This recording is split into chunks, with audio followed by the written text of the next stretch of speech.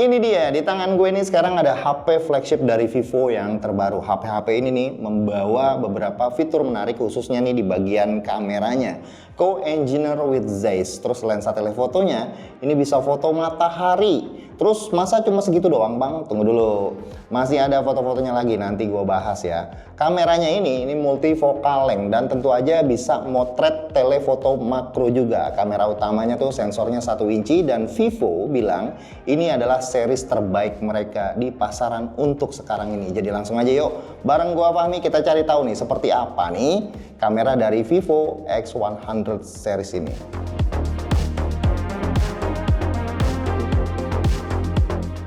Jadi ada dua HP dari Vivo X100 series ini, ada Vivo X100 base model dan X100 Pro.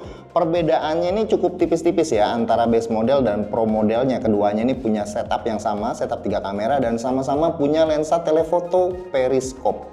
Kamera utamanya X100 itu 50 megapiksel VCS True Color main kamera dengan sensor Sony IMX920. Sensornya berukuran 1/1.49 inci. Bukaannya f1.75, terus ada OIS-nya. Terus kamera 50 megapiksel ultra wide angle f2.0 dan 64 megapiksel Zeiss telefoto kamera sensor setengah inci. Bukaan f2.5, ada OIS-nya juga. Sementara kamera depannya sama ya, 32 megapiksel. Ini base modelnya aja udah ganteng banget sih ya. Nah sekarang kita ke yang X100 Pro. Kamera utamanya ini Zeiss 1-inch kamera. Pakai sensor Sony IMX989, sensor legendaris. Sensornya 1 inci, 50 megapiksel, bukan f1.75 dan ada OIS-nya tentu. Di sini keterangannya ya menggunakan 1 lapisan yang real kaca dan 7 lapisan plastik. Lanjut, ultrawide 50 megapiksel sensor setengah inci dengan bukaan f2.0 dan telefoto periskopnya ini yang gahar ya. Zeiss Apo telefoto kamera sensornya setengah inci 50 megapiksel bukaan f2.5, ada OIS. Focal length-nya ini 100 mm dan punya jarak fokus dekat 18 cm. Nah sekarang pertanyaannya apa sih Zeiss Apo itu? Apo yang dimaksud ini adalah apochromatic. Ini berasal dari bahasa Yunani yang artinya adalah free from color, yang maksudnya adalah terbebas dari warna-warna. Lebih mendalam lagi dari kacamata fotografi, ini terbebas dari chromatic aberration. Jadi Zeiss merancang lensa telefotonya ini untuk terbebas dari chromatic aberration yang biasanya ada di skenario foto-foto yang high contrast.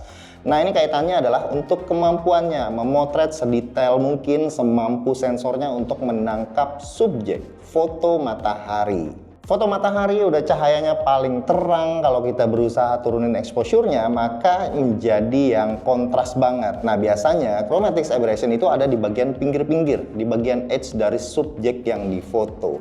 Jadi dengan koreksi dari lensa Zeiss Apo telefoto kamera ini bakal bikin foto dengan subjek matahari yang tingkat kontrasnya itu tinggi, itu mudah didapatkan, hasilnya bakalan auto bagus. Yang lebih parah lagi nih, gue mencoba ya zoom sampai mentok di 100 kali zoom. Gue gak nyangka ya gue bisa dapetin hasil foto seperti ini. Gue sampai dapetin tekstur sunspotnya dari matahari. Gue penasaran dong, gue cari tahu apakah bener itu posisi sunspotnya atau jangan-jangan cuma mainan software. Langsung aja gue cari ke web yang khusus untuk observasi terhadap bintang terbesar di solar system kita. Gue samain tanggalnya dengan tanggal dimana gue ambil foto ini dan hasilnya sama persis. Gila, ini hasil dari kamera HP bisa seperti ini, layaknya teleskop besar para ilmuwan aja. Nah sekarang gue pengen nampilin foto-foto yang gue ambil menggunakan Vivo X100 Pro ini.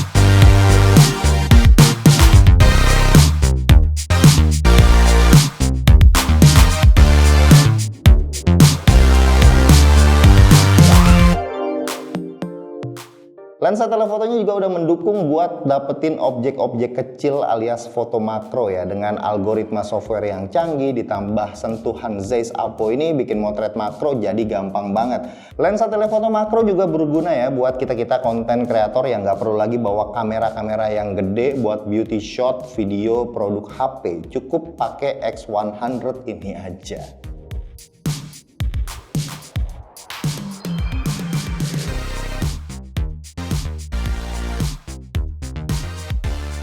Lanjut kita highlight dulu nih apa aja sih fitur dari aplikasi kamera Vivo ini. Yang pertama yang gue suka adalah fitur untuk men-setting default focal length untuk kamera utamanya. Ini karena sensornya gede juga 1 inci, ukurannya cukup lebar di 23 mm.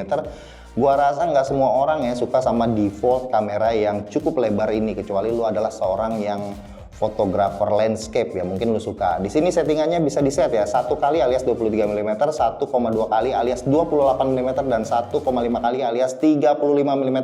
Nah, gue sendiri cukup suka sama yang 35 mm. Untuk standar foto ini udah cukup banget, asik ukurannya, terus focal length-nya jadi standar kamera kayak dari zaman bahla. Lagian dengan sensor kamera yang sebesar ini nggak usah khawatir hasil dari crop karena emang nggak ngaruh sedikit pun. Fiturnya juga parah sih, ini lengkap banget, ada night mode, pro mode, bisa take raw, terus semua lensanya ya. Terus ke portrait ini banyak banget sentuhan dari khasnya lensa Zeiss. Contohnya adalah Zeiss B-Speed Triangular Cinematic Flare yang bikin foto-foto portrait punya style bokeh yang bagus banget. Bukan cuma B-Speed, di sini ada banyak opsi ya seperti biotar, sonar, planar, distagon, sign flare, dan cinematic.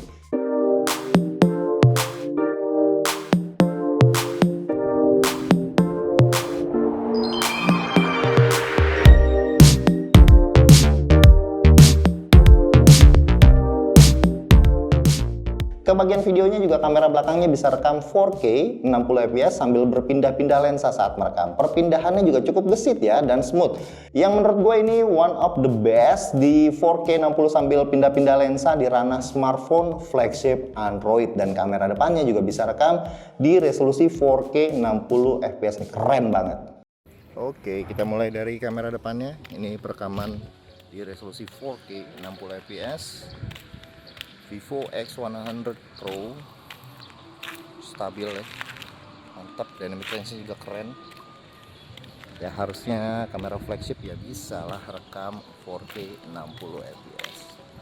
Dan ini sampel perekaman kamera belakangnya sama ya di 4K 60 fps, dan dia bisa pindah-pindah lensa sambil merekam. Kita pindah dulu ke lensa ultra wide nya nih, ultra wide 1 kali lagi, 2 kali, dan ke periskopnya 4,3 kali. Maksimumnya bisa sampai 10 kali tuh. Portraitnya itu bukan cuma buat foto aja. Nah, di sini ada namanya cinematic video yang bisa rekam up to 4K 30 fps di semua lensa belakangnya, dan terdapat settingan tingkat bokeh dan tentu aja portrait effect-nya. LUTs yang memudahkan kita supaya nggak perlu grading lagi video sinematik yang kita bisa cuma gunakan HP aja. Stop myself and guilt, then it's possible. Nobody else will play the fool. Baby, I was born just to break the rules. Stop the water for the money and fill up my pool. Not my morals or my dignity, we keep it cool. Just to work for the system, use you like a tool. How efficient do we use ourselves? That's like the story you're telling someone else's tales. All that chit chat will make you feel. Can't worry less and really worry about yourself. I learned the hard way would damage health. Listen to that voice within, gotta know yourself. Lanjut ada fitur long exposure. Nah, di sini kalian diberikan ya beberapa preset settingan supaya foto long expo itu nggak perlu nyeting-nyeting lagi. Ada light trail, silky water, misty, sampai ke star trails itu juga ada. Tentu yang favorit gua ini adalah mode astro. Ini ada opsi untuk AR-nya untuk memudahkan mendeteksi nih ya rasi-rasi bintangnya, mencari posisi tengah-tengah Milky Way. Dan ada satu lagi, ini sepertinya gue perlu tes lagi nanti, yaitu Portrait Astro. Di sini keterangannya kita bisa otomatis mendapatkan fill light dari flash kameranya pada saat memotret foto astro, tapi ada subjek orangnya. Kalau dulu gue motret astro yang ada subjek orangnya itu butuh center ya. Jadi ada triknya nih, kalau motret terus disenterin beberapa detik supaya orangnya kelihatan, karena motret astro itu kan harus kondisi yang bener-bener gelap gulita, nggak ada cahaya. Ini fitur yang menurut gue menarik banget sih, gue harus coba nanti ya.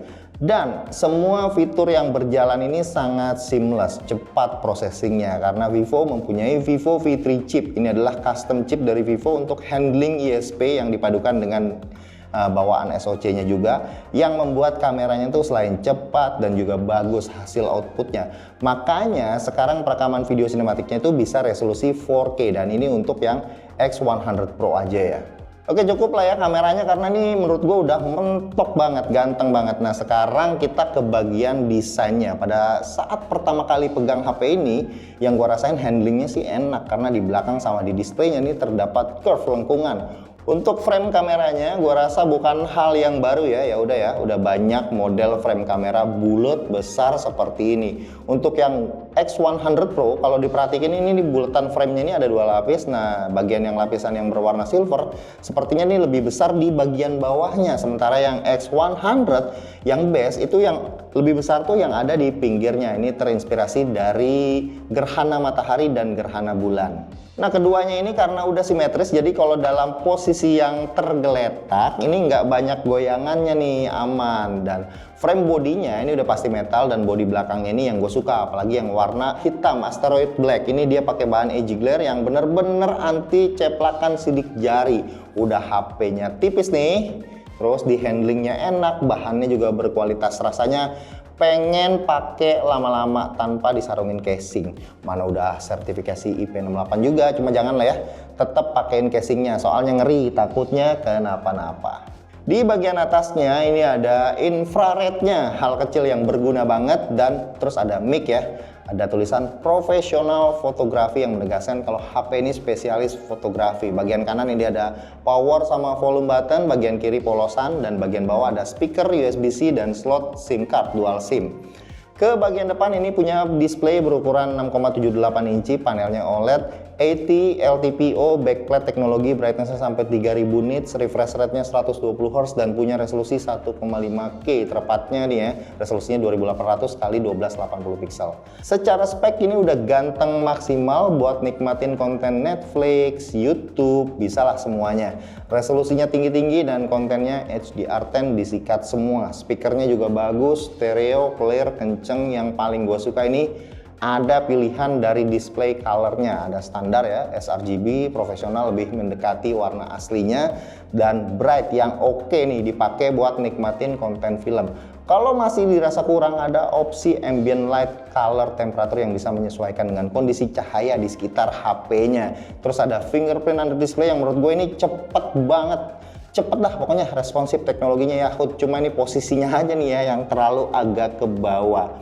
Nah dengan penampilan yang langsing singset seperti ini, dia juga punya baterai 5400 mAh. Coba bandingin HP flagship lain dengan perbandingan kapasitas baterai yang kurang lebih sama. Malah kebanyakan ya HP lain lebih tebel-tebel. Iya, ini berkat teknologi Blue Volt Battery yang bisa bikin baterainya tuh jadi lebih tipis, jadi HP-nya enak digenggam. Terus ngecasnya juga parah, cepet banget, ngebut 100 watt flash charge. Gue sih selama menggunakan HP ini nggak bisa dapetin SOT yang nggak jauh-jauh dari 6 jam ya.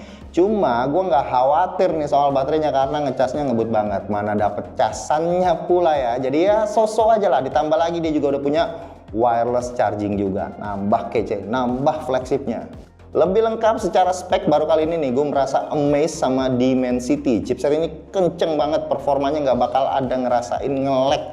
Mau buka apapun aman, smooth, responsif. Dimensity 9300 ini juga kita tes benchmarknya, bisa dapetin skor Antutu sampai 2 jutaan. Nah lanjut benchmark yang 3D Mark bisa dapetin skor yang tinggi di 15 ribuan dan rendahnya di 6300-an. Coba lagi yang Extreme Stress Test, highestnya 4195 dan lowestnya 1830. Kalau lihat angka-angka begini mah udah kelas atas deh. Jadi gua ada install nih game-game yang tentu aja game yang gua mainin dan yang lumayan lagi ada tren di internet. Ada Clash Royale, Mobile Legends, terus Honkai, dan Wuthering Wave. Semuanya bisa dimainin berjalan lancar, smooth banget. Oke lah kalau Clash Royale nggak usah dihitung. Tapi ketiga game berikutnya itu lancar semua. Settingan grafiknya juga pakai yang tinggi-tinggi.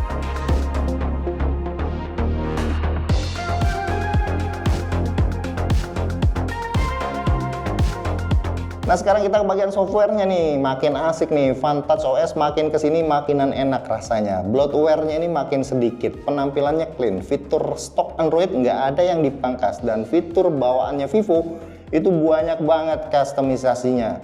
By default ini berbasis Android 14 yang security patch-nya ini cukup update. Notifikasi panel dan quick tile ini gue suka, ikonnya imut, nggak ngeganggu. Line height dari fontnya ini tertata rapi, jadi dibacanya enak, dilihatnya enak. Terlebih lagi warnanya juga ngikutin keseluruhan tema dari stok Android. Nah urusan customisasi ini Vivo emang jagonya ya. Yang mendekati stok ini masih ada. Jadi buat yang suka stok Android ini nggak bakalan berasa beda, namun ada plusnya dengan banyak customisasi. Contohnya nih ada sidebar, ada audio style. Terus yang pilihannya banyak ya, ditambah lagi nih ada dynamic effect yang ngasih fitur yang bejibun banget. Gimana enggak, dari ambient light, home screen, animasi fingerprint, animasi face unlock, sampai charging animasi, itu sampai lu nyolok kabel casan aja itu ada animasinya. Nggak ada lagi dah istilahnya lupa nyolok kepala charger. Ya overall Vantage OS 14 ini menyenangkan, jadinya gue makin gak sabar ya gimana nanti kalau dapet Origin OS. Wah pastinya bakal nambah cakep lagi. So, jadi kesimpulannya Vivo X100 series ini adalah smartphone kelas atas, flagship yang mendekati perfect secara hardware, performa, software, dan juga kameranya. Semuanya dia punya. Orang yang hobi fotografi masuk, style desain gaya masuk, suka performa juga masuk. Ini tinggal menantang kompetitornya aja nih di bagian harga. Kalau bersaing jelas kedepannya berpotensi memimpin segmen line up flagship. Ini gila sih ya, sekalinya comeback X series ini bisa langsung begini banget. Oke, sampai video ini dibuat gue belum tahu harganya berapa. Nanti kita akan update di kolom deskripsi. Sekian video review ini, gue Fahmi dari Droid Lamp. Sampai ketemu lagi di video yang berikutnya. Bye.